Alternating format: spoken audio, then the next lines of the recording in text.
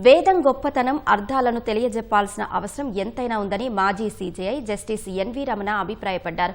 కోనసీమ జిల్లా అంబాజీపేట మండలం నందంపూడిలో Vadlamani Lakshminarayana memorial trust ఆధ్వర్యంలో మహామహోపాధ్యాయ శాస్త్రనిధి బ్రహ్మశ్రీ ఉపాధ్యాయుల కాశీపతి సోమయాజీ ఘనాపాటి అధ్యక్షతన వేదసభ నిర్వహించారు.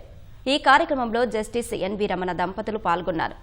వడ్లమాని లక్ష్మీనారాయణ మెమోరియల్ ట్రస్ట్ సేవలను కొనియాడిన జస్టిస్ ఎన్వి రమణ 2 లక్షల రూపాయల విరాళాన్ని ప్రకటించారు. ఈ వేదం యొక్క గొప్పతనాన్ని, ఈ వేద అధ్యయనం చేయడం వల్ల కలిగేటువంటి లాభాలని, వేదం యొక్క అర్థాలను తెలియజేసేటువంటి అవసరం ఎంతైనా ఉంది.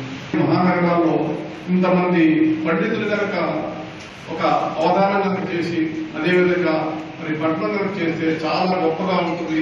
ప్రజలందరికీ దీని యొక్క గొప్పతనం అర్థమవుతుంది. ఉభయ గోదావరి జిల్లాలో ఉన్నటువంటి అనేక మంది పండితులు, చాలా పెద్ద పండితులు ఉన్నారు.